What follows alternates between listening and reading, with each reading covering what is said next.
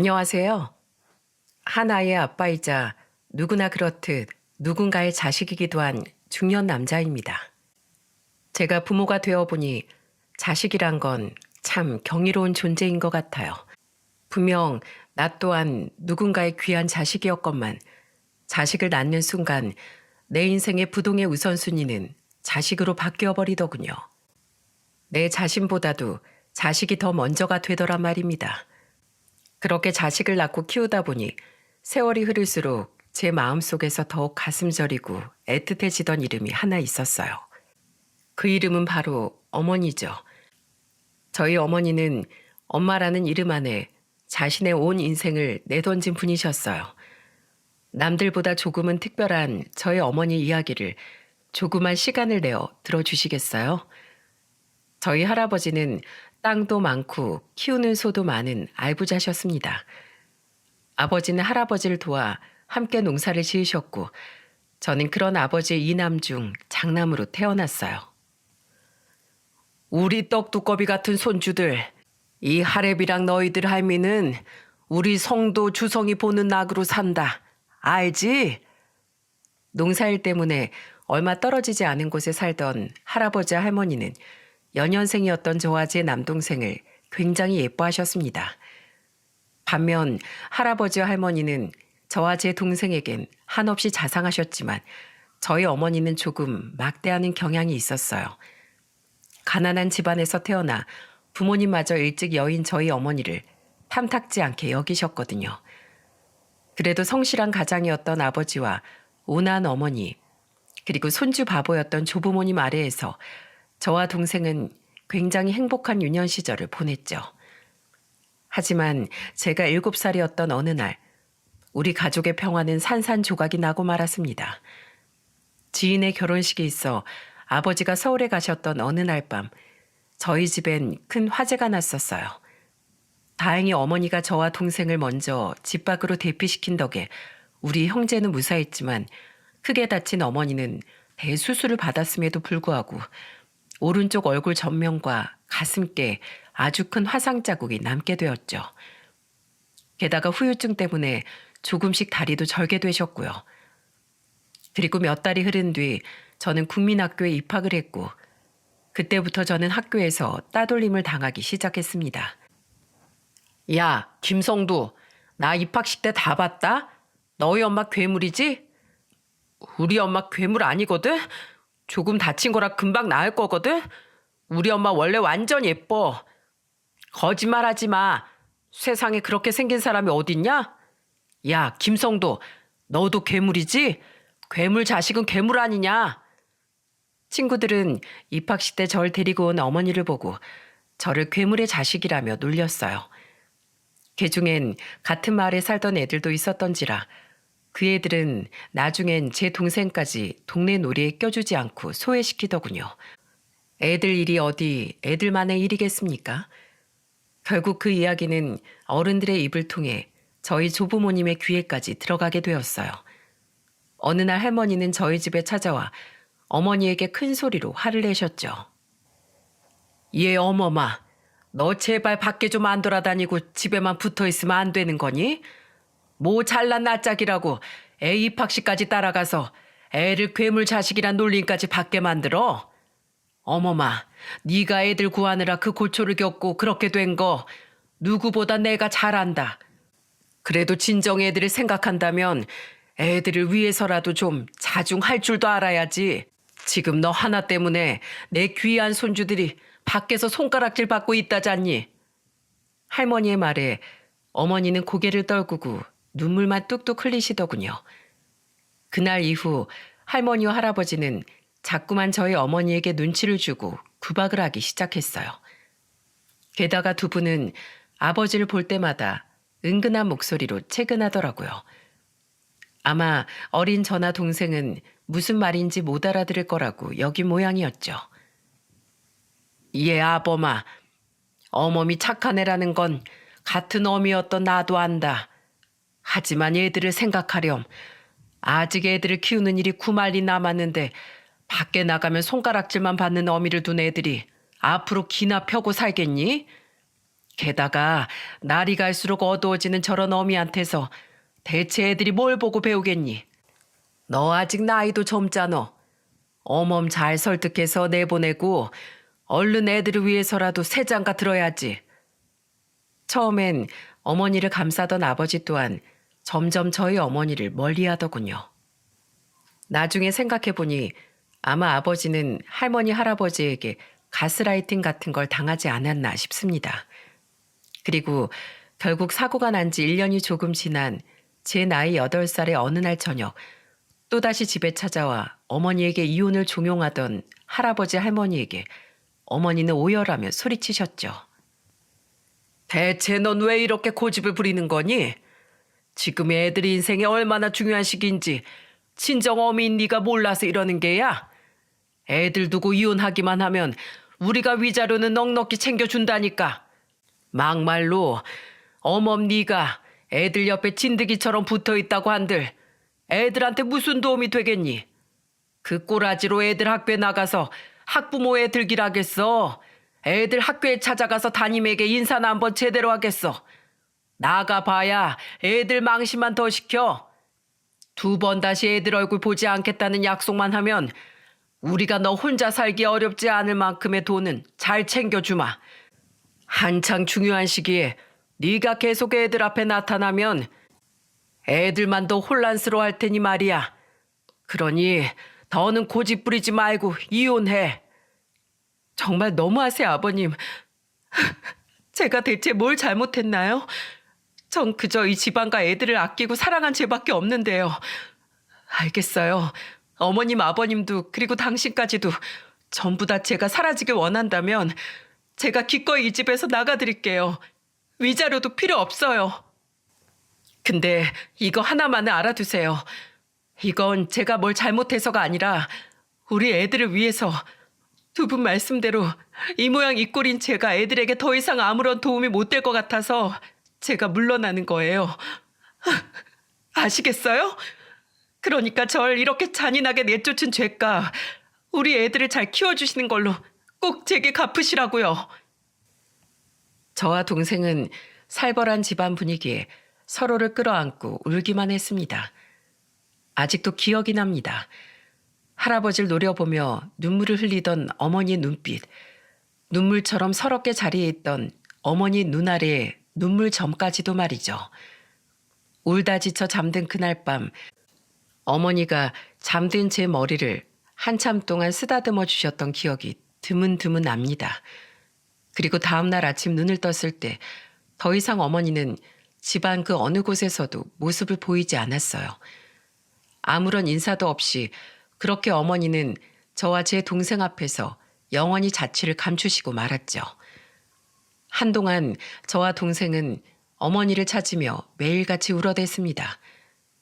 보다 못한 할머니는 거의 1년이 넘게 저희 집에서 우리 형제를 돌보며 함께 생활하셨어요. 그리고 어머니가 집을 나간 지 2년 뒤인 제 나이 10살에 아버지는 집에 새어머니를 데리고 오셨죠. 안녕 성도야 주성아. 내가 오늘부터 너희들 새엄마야. 앞으로 잘 부탁해. 새어머니는 좋은 사람이었습니다. 새어머니는 항상 우리에게 잘해주려고 노력했어요. 온순했던 제 동생은 그런 새어머니에게 금방 마음을 열었지만 전 서럽게 울던 어머니의 마지막 얼굴이 떠올라 쉽게 새어머니에게 마음이 열리지 않더군요. 새어머니를 아꼈던 아버지는 제가 새어머니의 호의를 무시할 때마다 제게 불같이 화를 냈습니다. 그럴수록 저는 더더욱 반항심이 강해져 중3이었던 시기에 동생을 제외하곤 가족 중 그 누구와도 대화하지 않고 방에 틀어박혀 공부만 했죠. 다행히 공부에 취미가 있던 제겐 공부는 머리를 비울 수 있는 유일한 도피처가 되어주었거든요. 그러던 중3 어느 여름방학의 날이었습니다. 오랜만에 반 친구들을 만나러 읍내에 나간 날이었죠. 야, 성도야, 여기! 버스에서 내려 걸어가고 있을 때 길 건너편에서 친구들이 제게 손짓을 하더군요. 저는 반가운 마음에 양옆을 제대로 살피지 않고 신호가 없는 횡단보도에서 그대로 길을 건너려 했습니다. 어차피 읍내라고 한들 서울처럼 차가 많은 곳이 아니었으니까요. 그때였어요. 성도야, 피해! 세댄 어떤 여자의 외침에 무심코 고개를 돌린 전 경악을 하고 말았어요. 작은 트럭 하나가 무서운 속도로 제게 달려오고 있더군요. 그게 그날의 마지막 기억이었습니다. 정신을 차렸을 땐 저는 병원의 침대 위에 누워 있었어요. 아휴, 성도야, 정신이 드니? 할머니? 침대 옆에 앉아서 울고 있던 사람은 다름 아닌 할머니와 할아버지였습니다. 두 분은 갑자기 뛰어나온 저를 미처 피하지 못한 트럭에 제가 칠 뻔했다고 말씀해 주시더군요. 그리고 더욱 놀라웠던 사실은 그런 저를 구해준 사람이 바로 새어머니였다는 거예요. 어머니 장을 볼 겸 읍내 갔다가 마침 너를 발견했다는구나. 사람들 말론 네 새어미가 널 옆으로 밀치곤 너 대신 트럭에 치였대. 그 작은 몸 어디에서 그만한 힘이 난 건지 원. 네 새어미가 아니었으면 너 정말 큰일 날 뻔했다. 그러니까 아무리 횡단보도여도 주의를 잘 살피고 건넜어야지 이 녀석아. 할아버지는 제가 깨어나자마자 그제 안심이 된 듯 저를 나무라셨어요. 저 대신 차에 치인 새어머니는 수술을 끝내고 아직 의식을 회복하지 못한 상태였습니다. 새어머니 덕에 큰 부상 없이 작은 생채기만 났던 저는 금방 퇴원을 할 수 있었고, 저는 죄스러운 마음에 일하는 아버지 대신 깨어나지 못한 새어머니의 곁에 붙어 있었죠. 일주일이 지난 후에 깨어난 새어머니는 절 보자마자 이렇게 말씀하시더군요. 성도야, 아픈 데 없어? 괜찮아? 그토록 자신에게 모질게 굴었던 저였건만 새어머니는 정신을 차리자마자 자신의 몸은 신경도 쓰지 않고 제 걱정부터 하시더라고요. 눈물이 봇물 터지듯 미친 듯이 흘러나왔습니다. 마치 9년 전 큰 화상을 입고도 눈을 뜨자마자 저와 동생을 걱정했던 친어머니가 떠올라서요. 전 괜찮아요, 어머니. 저보다 어머니 몸이... 그러니까 왜 저 같은 걸 구하려고 그 무서운 차도에 뛰어드셔서 이런 꼴을 당하신 거예요. 너 같은 거라니. 아들이 위험한데 자기 목숨부터 생각하는 부모가 세상에 어디 있어? 넌 누가 뭐래도 세상에서 제일 귀한 내 아들이야. 새어머니는 기쁜 표정으로 눈물을 글썽이며 제 얼굴을 어루만지시더군요. 나중에 생각해보니 그날이 제가 새어머니를 처음으로 어머니라고 불렀던 날이더라고요. 이후 다행히 목숨에 지장이 없던 새어머니는 2주 뒤 퇴원하실 수 있었고, 어색했던 저와 새어머니 관계 또한 서로의 노력으로 차츰 가까워지게 되었어요. 그렇게 저는 나이 16에 비로소 새어머니를 마음으로 받아들였던 거죠. 그때에도 저는 여전히 어머니를 쫓아낸 아버지와 할아버지, 할머니가 원망스러웠지만 저와 제 동생만은 진심으로 사랑하고 아껴주시던 세 분을 끝내는 미워할 수 없었어요. 결국 전 친어머니를 마음속에 묻고 영원히 우리 앞에서 자취를 감춘 친어머니가 어딘가에서 반드시 행복하게 살고 계시기만을 바라기로 했죠. 이후 저는 공부를 열심히 한 끝에 서울의 의대에 합격하게 되었습니다. 그리고 이듬해엔 제 동생 또한 서울의 명문대에 합격을 했어요. 제 동생은 대기업에 취업한 후 저보다 먼저 결혼을 했습니다. 할아버지는 동생이 결혼한 지 1년이 채 되지 않아 지병으로 인해 숨을 거두셨고, 2년 뒤 할머니 또한 할아버지의 뒤를 쫓듯 세상을 떠나시고 말았죠. 저는 외과 전문의 자격증을 딴 후 한 대형 병원에서 일하게 되었습니다. 그리고 몇 년 뒤 저는 다른 병원에서 일하던 동료 의사의 소개로 아내를 만나게 되었어요. 진경 씨가 직업은 그냥 평범한 회사원인데 사람이 아주 진국이야. 내가 가끔 나가던 봉사단체에서 함께 봉사하다가 알게 된 사람인데 사람이 그렇게 착하고 따뜻할 수가 없어. 딱 성도 네 짝이라니까. 솔직히 소개팅 같은 데는 별 관심이 없었건만 한 번만 나가보라는 동료의 최근에 전 하는 수 없이 소개팅 자리에 나갔어요. 그런데 막상 아내를 만나보니 저를 등 떠밀어 그 자리에 내보낸 동료에게 엎드려 절이라도 하고 싶더군요. 아내는 포근한 겨울 이불 같은 사람이었습니다. 함께 마주해 대화를 하는 것만으로도 마음이 따뜻해지고 모든 걱정이 사라지는 듯 편안한 마음이 들었죠. 처음 만난 날 이후 저의 적극적인 애정 공세 끝에 우린 만남을 시작했고 만난 지 2년 뒤인 제 나이 37, 아내의 나이 32에 우리는 마침내 결혼을 하게 되었습니다. 그리고 우린 결혼한 지 1년 만에 건강한 아들을 출산했어요. 아내의 오빠인 형님과 처남 또한 아내처럼 따뜻한 사람이었고 그런 삼남매를 키운 장인 장모님 또한 훌륭한 분들이셨어요. 저희 부모님께선 그런 아내를 무척이나 예뻐하셨죠. 저는 자주 봉사를 다니던 아내를 따라 함께 봉사를 시작하게 되었는데 워낙에 병원 일이 바쁘다 보니 시간이 자주 나진 않더라고요. 그래도 한 가지 봉사라도 나가보자 해서 시기별로 봉사 하나씩은 꾸준히 나갔는데 겨울철엔 빼먹지 않고 나갔던 봉사가 바로 연탄 봉사였습니다. 바로 아내의 이 말 때문이었죠. 요즘 같은 세상에도 어려우신 분들은 아직도 연탄을 떼고 계셔. 그런데 그 연탄마저 없어서 겨울을 혹독하게 보내는 분들 중 대다수가 몸이 약한 노인분들이라는데 어떻게 이걸 모른 척할 수가 있겠어. 우리보다 먼저 털을 닦아 놓으신 어르신들이 있기에 지금 우리가 이렇게 잘 먹고 잘 살 수 있는 건데 말이야. 아내의 말대로 연탄 배달을 나가보면 대다수의 집주인분들은 독거노인들이셨습니다. 그분들은 대부분 크고 작은 병들을 많이 앓고 계셨는데 연탄비도 없는 마당에 병원비라고 마땅하셨겠습니까? 때문에 저는 작은 도움이라도 되고자 연탄 배달을 나갈 때면 항상 의료도구를 넣은 가방을 챙겨 다니곤 했어요. 큰 도움은 못 되어도 기본적인 진료는 해드리고 싶어서 말이죠. 제 나이 47이었던 그해 겨울에도 저는 아내와 함께 몇 번이나 연탄 봉사를 나섰습니다. 그리고 연탄 봉사를 나갔던 그해 어느 날 저는 제 인생의 가장 큰 기적과 조우를 하게 되었어요. 지금 가는 집엔 할머니가 혼자 사시는데 거동도 좀 불편하고 얼굴도 좀 아픈 부분이 있어서 혼자서 힘들게 사셨나 봐.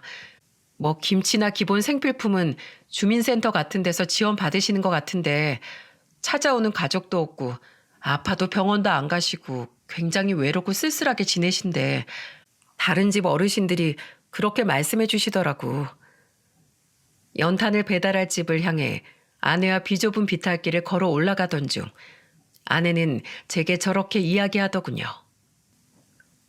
한참 만에 도착한 낡은 집의 문을 두드리니 안에서는 아무런 인기척이 들리지 않았는데 연탄을 두고 가야 했던지라 저와 아내는 그 집에 들어가야 했습니다. 혹시나 싶어 문고리를 돌려보니 문이 열려 있더라고요.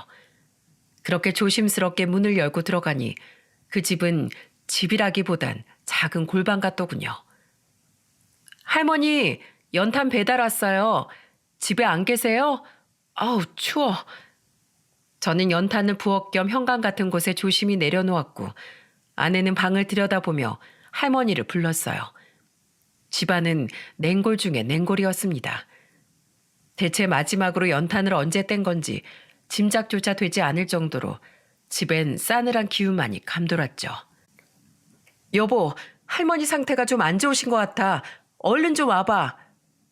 방 안에 누워 계신 할머니를 발견한 아내의 외침에 저는 신발을 벗고 불이 나게 방 안으로 들어갔습니다. 바닥은 역시 얼음장처럼 차갑더군요. 그리고 할머니를 제대로 본 저와 아내는 깜짝 놀라고 말았어요. 얼마나 추우셨던 건지 할머니는 옷이란 옷은 죄다 껴입고 계시더라고요. 거기다가 군데군데 해진 낡은 이불을 2장이나 덮고 계신 상태로 할머니께선 눈도 뜨지 않고 아주 미약하게 숨만 고르고 계셨죠.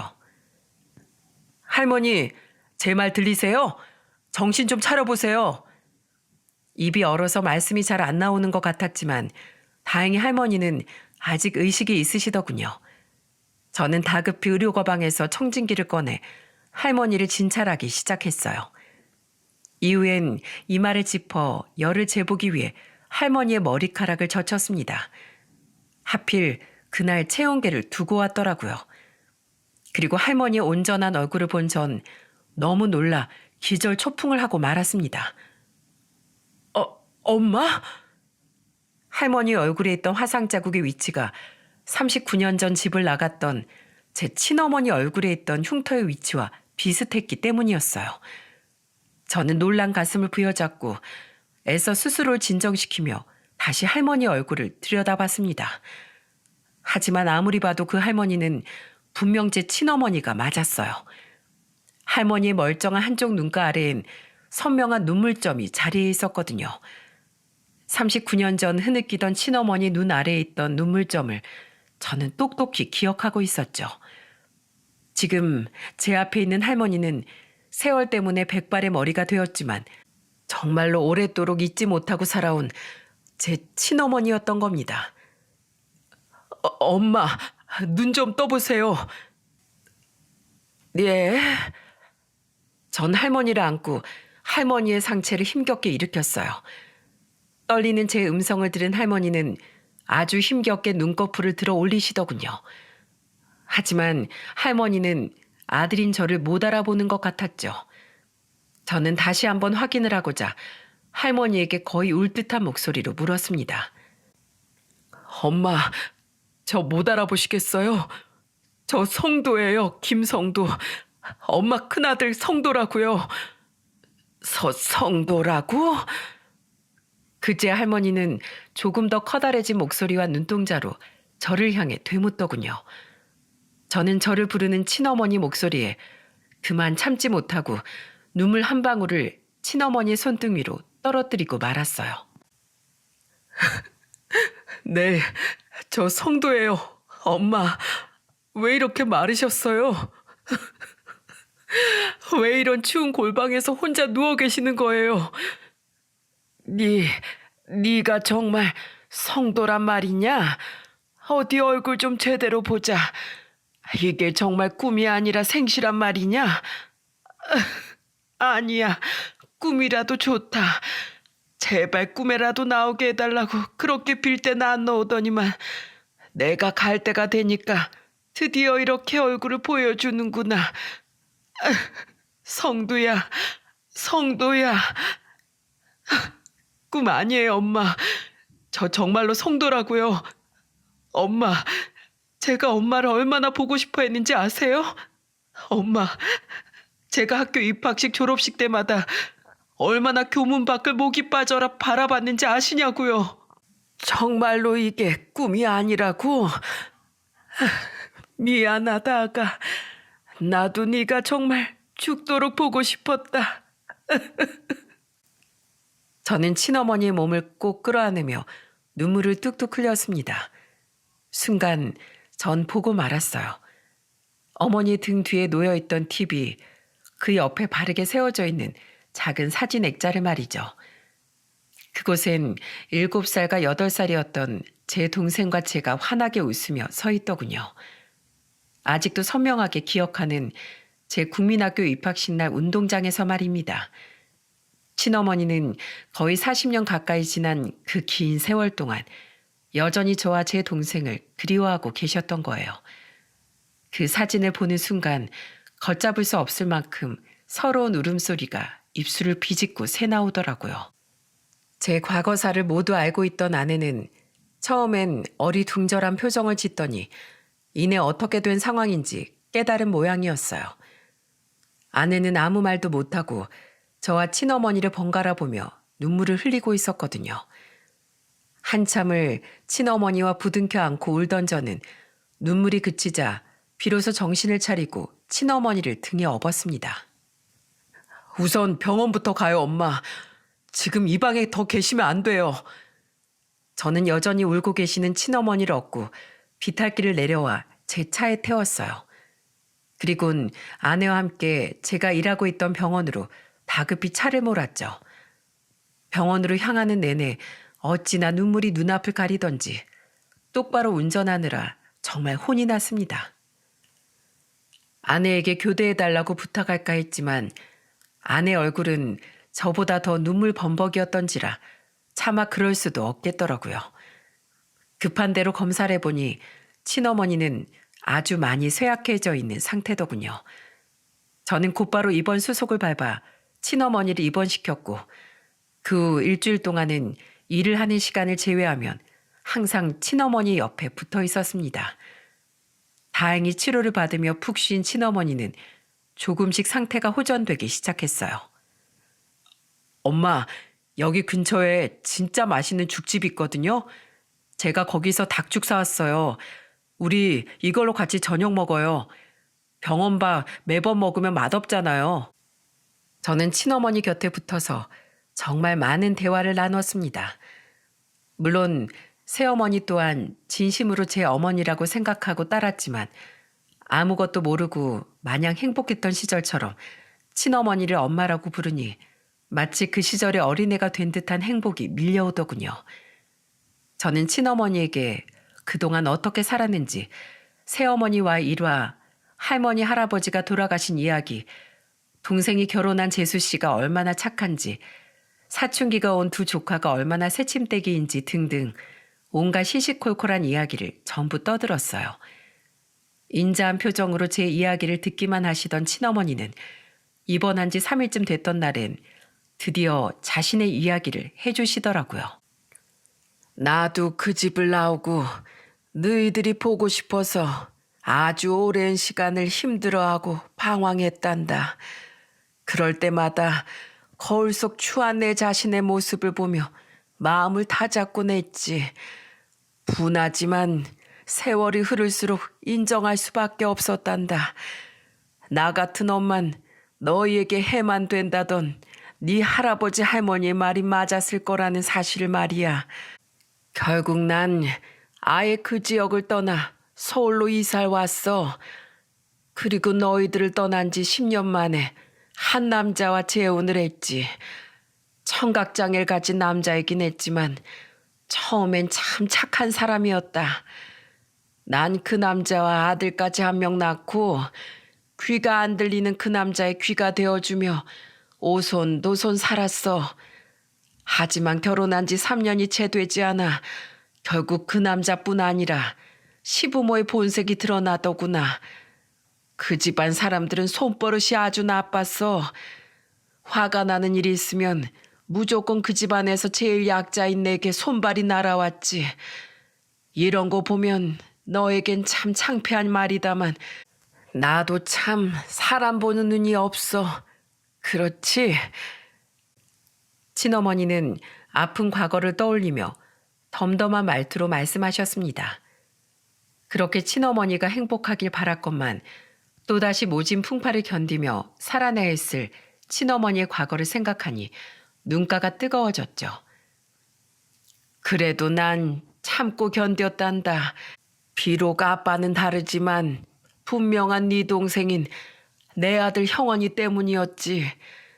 지 아빠를 안 닮아서 형원인 참 착하고 순했어. 비록 몸이 조금 약하긴 했지만 항상 시부모와 남편의 주먹질에서 날 감싸주고 대신 화를 내주곤 했지. 형원이 내게 남은 유일한 아들이자 더 이상 볼 수 없는 너와 주성이와도 같았어. 내게 남은 유일한 삶의 낙이자 희망이었단다. 만약에 남편과 이혼을 한다면 이번엔 너희들처럼 형원이마저도 영영 볼 수 없을까 봐 두려웠지. 다행히 남편도 시부모도 애한텐 손을 대지 않았기에 난 형원이가 딱 20살이 될 때까지만 그 집에서 참고 견디려고 했다. 너도 보다시피 이런 얼굴이 날 써주겠다는 곳이 없어. 내 손으로 충분한 돈을 벌 수가 없었거든. 에휴, 그런데 세상은 끝까지 내게 잔인하더구나. 형원이가 18살이 된 지 얼마 되지 않아 급성 폐혈증으로 그만 목숨을 잃었어. 난 폐혈증이 그렇게 무서운 병인지 몰랐다. 애가 열이 펄펄 끓고 정신을 못 차려서 병원에 데려간 후 폐혈증 진단을 받았을 땐 이미 늦은 뒤더구나. 어떻게든 열을 떨어뜨리고 증세를 호전시켜 보려고 했지만 형언이 끝내 폐혈증 쇼크가 와서 생을 달리했지. 그날 이후 내 삶은 모조리 무너져 내렸다. 난 장례가 끝난 후 돈도 아무것도 받지 않고 이혼한 후에 그 집을 나왔어. 그리고 남은 돈을 털어 그 골방을 구했던 거다. 그저 죽지 않을 만큼 먹고 죽지 않을 만큼만 입으며 벌을 받듯 살았지. 자식이 그렇게 아픈데도 미처 알아차리지 못한 내 자신은 편하게 죽을 자격도 없다고 생각했거든. 난 자식을 그렇게 먼저 보낸 벌을 받아 마땅한 사람이었다. 그러다 드디어 이제 하늘에 가서 형언이 보려나 했더니 이게 웬걸, 갑자기 네가 나타나서 날 살려버린 거야. 마치 하늘에서 뚝 떨어진 것처럼 말이야. 친어머니는 결국 눈물을 떨구면서도 애써 웃음을 지으려 노력하셨습니다. 가슴이 찢어질 것 같았어요. 자식들로 인해 그 큰 흉터를 얻고 흉터로 인해 남편에게 버림받았으면서도 또다시 자식이란 이름에 기대어 사셨던 친어머니의 인생이 너무도 대단하면서도 치근하게 느껴졌거든요. 게다가 마지막 희망이었던 그 자식마저 먼저 보내야만 했던 친어머니의 절망감을 상상하니 눈가가 뜨거워져서 미쳐버릴 것 같았죠. 저는 고개를 떨군 친어머니를 꼭 안아드렸습니다. 엄마, 이젠 아무 걱정 마세요. 지옥은 끝났어요. 그리고 엄마가 일부러 형언이를 병원에 데리고 가지 않았던 게 아니잖아요. 엄마도 몰랐잖아요. 형언이도 누구보다 엄마가 자기를 얼마나 사랑하는지 잘 알았을 테니 엄마가 그런 죄책감을 가지고 사는 모습을 지켜보며 많이 울었을 거예요. 엄마, 저랑 이렇게 만나게 된 건 분명 우연이 아닐 거예요. 절 엄마 집으로 보낸 건 분명 형언일 거라고요. 형, 제발 엄마 좀 구해줘. 우리 엄마 좀 가서 따뜻하게 안아줘. 하고 형언이가 분명 간절히 바랬기에 제가 엄마 집에 갈 수 있었던 걸 거예요. 그러니까 엄마, 이젠 아무도 내리지 않은 그 벌 그만 받고 이젠 저랑 행복하게 살아요. 내가 이제 와서 어떻게 염치 없이 네 곁에 남겠니? 그런 말씀 마세요. 염치가 없긴 엄마가 왜 염치가 없어요. 그때 그렇게 떠난 거 진짜로 저한테 미안하신 거면 이제라도 제발 제 옆에 남아주세요. 저 이렇게 만난 엄마를 또다시 절대로 떠나보낼 수 없어요. 네? 성도야, 그렇게 말해줘서 정말 고맙구나. 이 엄만 더 이상 이 세상에 내 자리가 남아있지 않다고 생각했단다. 아휴, 정말이지 살고 싶지 않았어. 친어머니는 끝내 울음을 터뜨리시더군요. 친어머니는 제 어깨가 아주 흥건하게 젖을 때까지 한참 동안 그동안의 묵은 서름을 토해내셨죠. 친어머니가 입원해 계신 일주일 동안 제 아내는 4번이나 병원을 찾아왔습니다. 친어머니는 제 아내의 손을 잡으며 연신 고맙다고 말씀하시더군요. 우리 성도가 직업만 훌륭한 게 아니라 아주 현명하고 착한 배필을 얻었구나. 고마워요, 애기 엄마.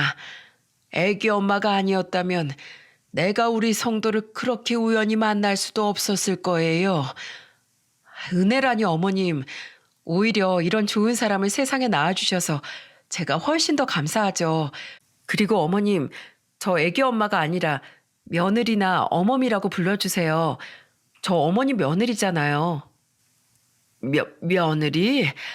아휴, 내가 뭐 성도한테 해준 게 있어야 시어미 대접도 받는 거지요. 이 사람 어머니면 당연히 제 시어머니가 맞으시죠. 말씀도 편하게 하시고요. 네? 아내는 10살 된 우리 아들까지 데리고 와서 친어머니께 인사를 시켰습니다. 애가 어쩜 저렇게 어린 시절에 너를 쏙 빼닮았니? 아주 똘망똘망하고 예쁜 것이 나중에 크게 되겠다. 물론 아직까지 내 마음속엔 미움으로 남아있는 양반들이다만 네 아들을 보니 네 할머니 할아버지가 왜 손주들이라며 껌뻑 죽으셨는지 알 것도 같아. 친어머니는 손주를 보는 내내 입꼬리가 아래로 내려오질 않으시더군요. 친어머니가 입원한 지 닷새째 됐을 땐 동생 부부가 두 조카를 데리고 병원으로 달려와 눈물의 상봉식을 찍기도 했는데 눈물 콧물로 범벅이 된 동생은 친어머니의 손을 잡고 저를 보며 원망스러운 말투로 이러더라고요. 왜 더 빨리 연락 안 했어, 형? 엄마 많이 아팠다며. 난 하려고 했다. 엄마가 하지 말라고 했어. 뒤늦게 나타나서 다 죽어가는 걸 보이기 싫다면서 말이야. 따지려면 엄마한테 따져라. 완전 치사해. 엄마, 형은 다 커서도 가끔 저렇게 얄미워요. 어렸을 때나 지금이나 완전 똑같다니까? 애도 있는 사람이 왜 저렇게 유치한가 몰라. 나만 애 있냐? 넌 중학생 딸이 둘이나 있는 애가 아직도 엄마한테 이르기나 하고 말이야. 너야말로 철 좀 들어라. 참 즐거웠습니다. 분명 저도 동생도 수더분한 성격이 아니건만 이상하게 친어머니 옆에 함께 있으니 어린 시절로 되돌아간 듯 사람이 유치하게 변하더라고요. 아내와 재수 씨는 그런 우리를 보며 웃음을 터뜨렸죠. 그리고 친어머니 마지막 퇴원 날엔 친어머니께서 깜짝 놀랄 만한 분이 병실에 찾아왔습니다. 반갑습니다, 성도 어머님. 꼭 뵙고 싶었어요. 그 사람은 바로 시골에서 올라오신 제 새어머니였어요. 시골에 계신 새어머니께도 친어머니의 일에 대해 미리 말씀드리는 게 나을 것 같아서 제가 전화로 말씀을 드렸거든요. 새어머니는 저희 친어머니에게 정중히 허리 숙여 인사하셨고 이후 침대에 걸터 앉아있던 친어머니에게 다가가 조심히 손을 잡으셨습니다. 전 성도의 새 모친 되는 사람입니다.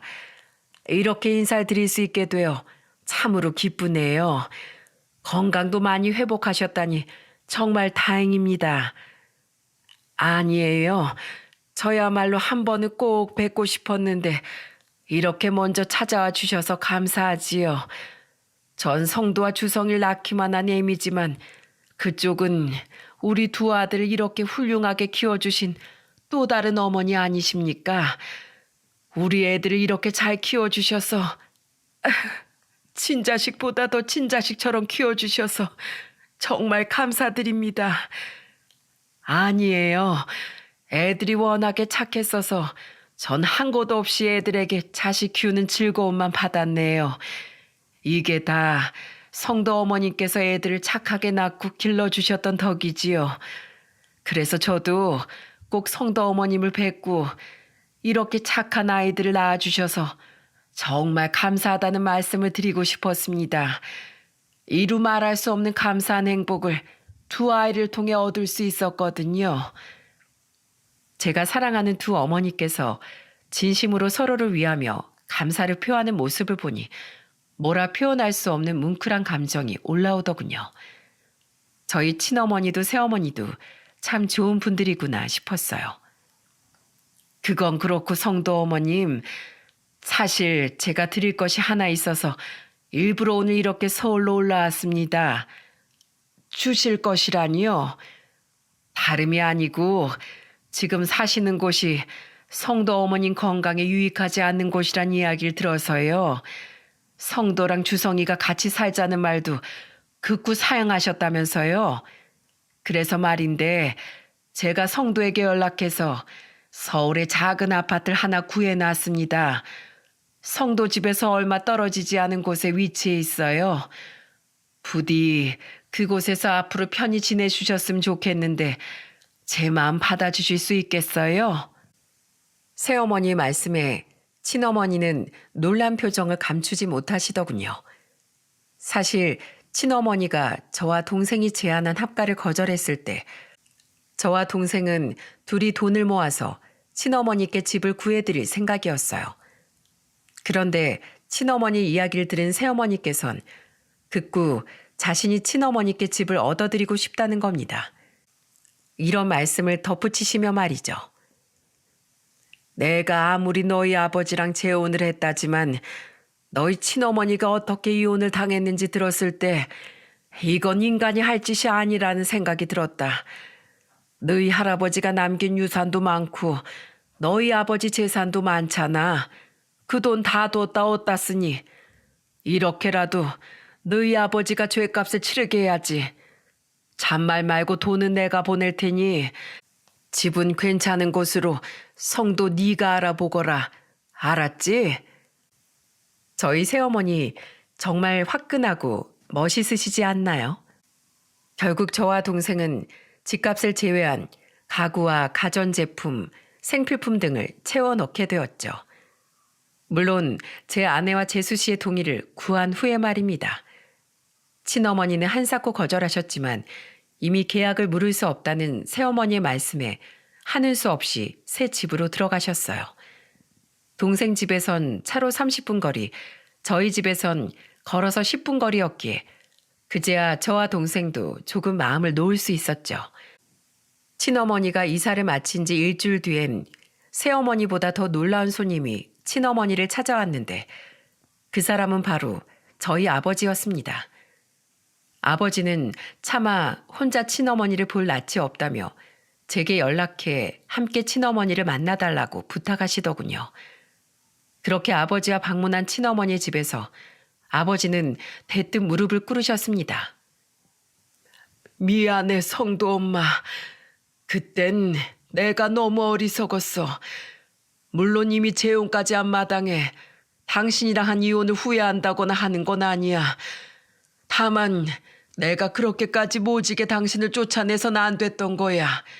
난 신이도 없고 인간으로서의 도리도 잊은 짐승이나 다름없었어. 용서해달라곤 하지 않을게. 하지만 이것만은 꼭 말해주고 싶었어. 나랑 내 부모님이 틀렸었어. 당신은 분명 애들에게 좋은 엄마가 되었을 거야. 잠시 어두웠던 시기가 있었을지언정 당신은 더욱 강하게 일어나 애들에게 좋은 본을 보여주었을 거라고. 그러니 당신은 예전에도 지금도 그리고 앞으로도 좋은 엄마로서 충분히 애들 옆에 있을 자격이 있어. 앞으로 애들 만나는 거 혹시라도 절대 내 눈치 보지 말고 편하게 해. 다시 한번 내가 정말 미안하오. 아버지는 어깨를 가늘게 떨며 흐느끼시더군요. 친어머니는 그 모습을 잠시 바라보더니 이내 한숨을 쉬며 이렇게 말씀하셨죠. 알았어. 그만하면 됐어. 난 솔직히 여직 당신이 밉지만 그래도 애들에게 좋은 새 모친을 찾아주었으니 그걸로 용서할게. 그만 돌아가. 당신하고 나 사이의 새말 계산은 이걸로 다 끝났어. 앞으로 애들 고생 안 시키게 부디 무병장수하고. 시간이란 참 대단하죠.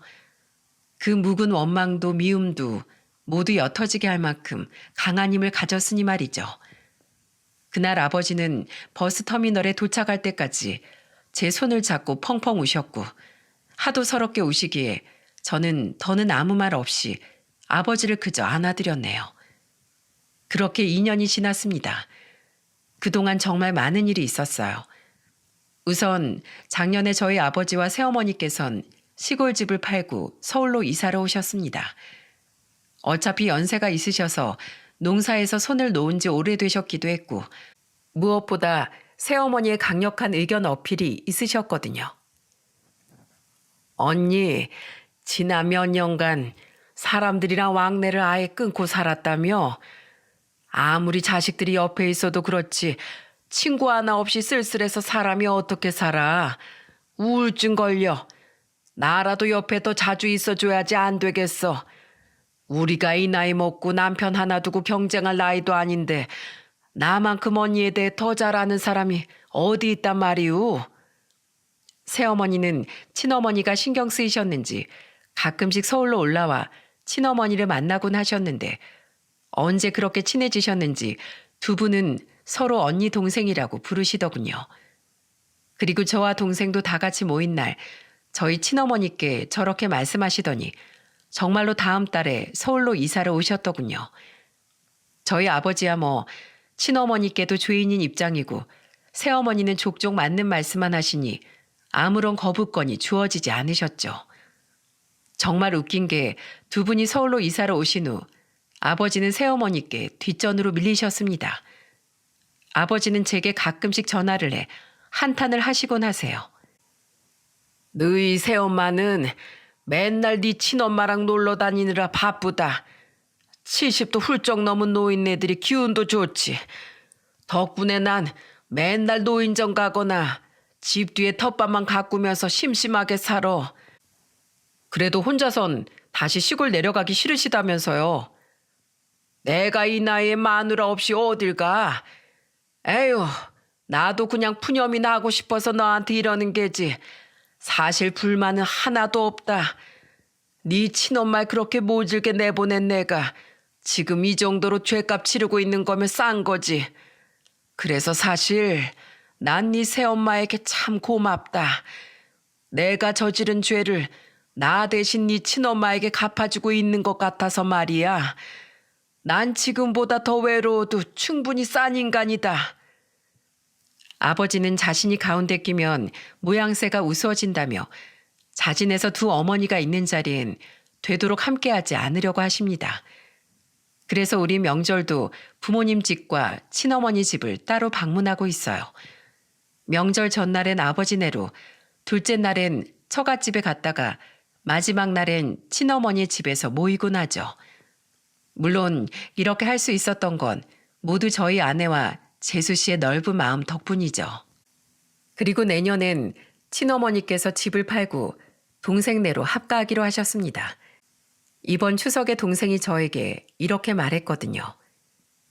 형, 나 드디어 엄마 설득했어. 이제 드디어 엄마 우리 집에서 모시려고. 고맙게도 우리 집사람이 먼저 그렇게 하자고 나한테 제안해줬거든. 형, 나 엄마랑 못 보냈던 그동안의 시간 더 늦기 전에 지금이라도 함께하고 싶어. 그러니까 형이 합가하고 싶어도 이번에 형이 나한테 양보해줘. 알았지?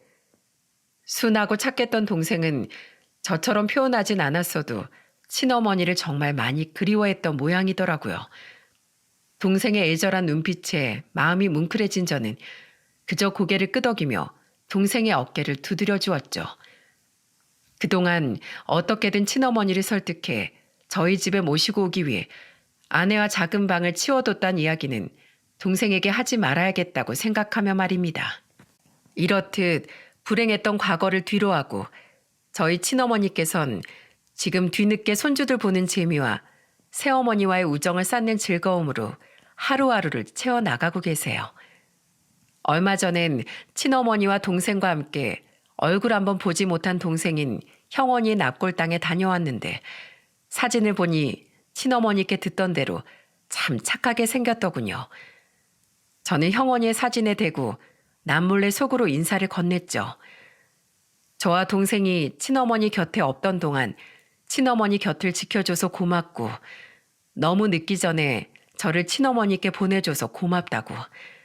이젠 우리가 있으니 친어머니에 대한 걱정을 내려놓고 하늘에서 편히 쉬라고 말입니다. 그리고 형언니에게 약속한 것처럼 저는 앞으로 친어머니를 더욱 극진히 모시며 아직 초등학교 5학년인 제 아이에게도 좋은 부모가 되기 위해 노력하며 살아갈 겁니다. 마치 자식밖에 모르던 제 두 어머니처럼 말이죠. 여러분, 끊으려 해도 잘 끊어지지 않는 인연의 이름이 바로 가족이 아니겠습니까? 저는 저희 친어머니의 사연처럼 오래도록 끊어낼 수 없는 존재가 가족이란 사실을 많은 분들께 이야기하고 싶어 이 사연을 보내게 되었답니다. 여러분, 가족이란 무엇일까요? 저희 부모님들의 인생을 빗대어 보면 한순간에 누구보다 잔인한 원수도 될 수 있고 사막의 단비가 되어줄 수도 있는 존재가 바로 가족인 것 같습니다. 너무도 인생에서 중요한 부분을 차지하기에 가족이란 존재 행동은 치명적인 독이 되기도 신락 같은 희망이 되기도 하는 것이겠죠. 그러니 부디 여러분은 기왕이면 소중한 가족에게 맹독이 아닌 소중한 희망이 되는 존재로 남아주셨으면 좋겠습니다. 그럼 분명 여러분 또한 이 길고 험난한 인생 여정 속에서 희망이 되어 여러분을 기다리고 있을 가족의 보답을 만나실 수 있을 거예요. 그렇게 행복한 연쇄사슬이 이어지다 보면 어느샌가 우리의 주변엔 그 무엇보다 견고하고 안전한 가족이란 울타리가 쳐져 있을 거라고 믿어요. 그럼 여러분 모두 부모, 자식 혹은 부부라는 이름의 울타리 안에서 행복하고 평화로운 인생을 누리시길 바라겠습니다. 감사합니다.